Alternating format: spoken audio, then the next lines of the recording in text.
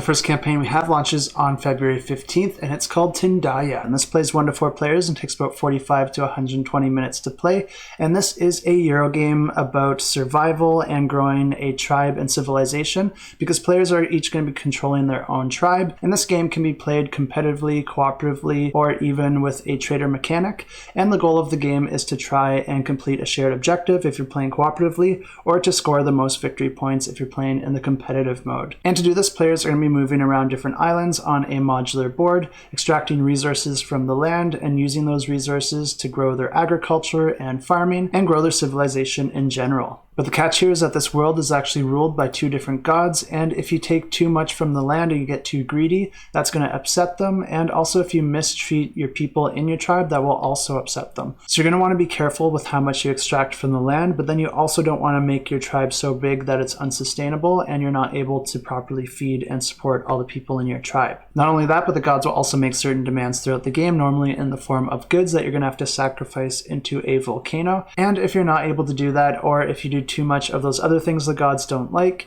you're going to be dealing with their wrath in the final phase of each round. And this can come in the form of different monsters, plagues, storms, or other natural disasters. And these can even reshape the board. That can change the way that the game plays in the following rounds. And if you thought that your tribes didn't have it tough enough already dealing with these gods and all these disasters, there's also the looming threat of a foreign invader that's invading the land and trying to take everything you've built up, all for themselves. But before we get any further, I do want to mention that this one is going to be my pick of the week. And there are a few reasons for this. First of all, I just want to point out that this is coming from a first-time designer, and I usually am a little bit hesitant to make a first-time designer my pick of the week. Usually there's not much information about them or about the game in general or any proof that the game's been play-tested, and that is often something I see with first-time designers. But there are still things you can do to give yourself some more credibility even if you are a first-time designer, and you should really be doing these things no matter how many games you've designed. But this designer has been playtesting his game quite a lot. There's pictures on Board Game Geek of the game being playtested at different conventions, and then there are also a ton of comments in the comment section from people that actually played the game, and they all seem to be pretty positive as well, with most of the spread being above a 7.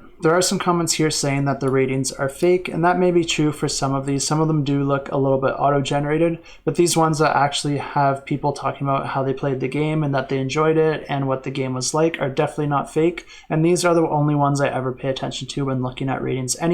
So I don't really care if there's fake ratings or not, because I just want to see what people are saying, and I want to see that people are having fun and that there's no obvious issues with the game, because people will pick up on that. And players are going to be starting the game with their tribe, and a tribe can learn different skills throughout the game. You're going to be starting the game with 2 specific skills that you already have a mastery in. And these can be in different areas like fishing, pig farming, shepherding, or agriculture. And this game's played over 3 eras that each have 3 rounds, and the first round is the strategy phase. And this is where a seer is going to be looking at the smoke coming off of their bonfires, and they're going to be telling the future and telling the players which disaster is going to be happening. At this point, the gods will also make known which demands they're making and what must be sacrificed into the volcano to keep them happy. And a disaster will always happen at the end of each era, but the severity of that disaster will be completely dependent on how angry the players make the gods during that era. And then we have the second phase where players will be performing different actions, and they can do things like improve their skills in the different areas that they don't already have mastery in, and having skills allows you to gain access to new resources or grants you some new abilities the more and more that you advance that specific skill. Players can also choose to expand the capacity of their villagers within their tribe,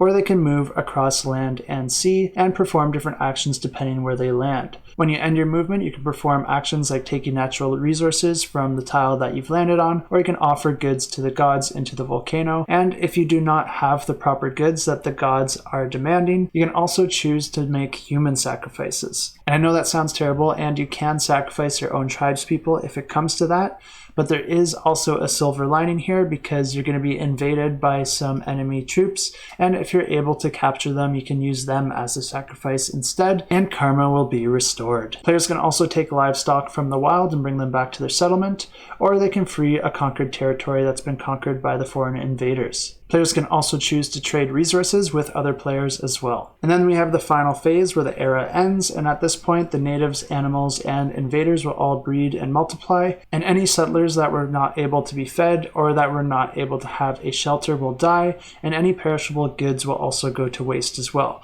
Both of these things will anger the gods, so you really don't want those to happen. The gods will then check on your offerings, and the disaster will occur relative to how angry those gods are. And if the players are able to achieve the shared mission by the end of the game, then they win the game. And another reason that this is my pick of the week is I just love how relentless it is on the players. I like that there's multiple threats and the disaster levels, but then there's also those foreign invaders that you have to deal with as well. So this sounds like a pretty challenging game, which I really like for cooperative games, and this will have an adjustable difficulty as well. The artwork all looks fantastic, and the amount of playtesting really gives me confidence in this one, so I'm really excited to follow along with this one and see how the campaign progresses. And if this one sounds interesting to you, make sure to also follow along with the campaign because you'll get a free score pad added to your pledge, and I have links to this campaign and all the other ones I'll talk about in the description below.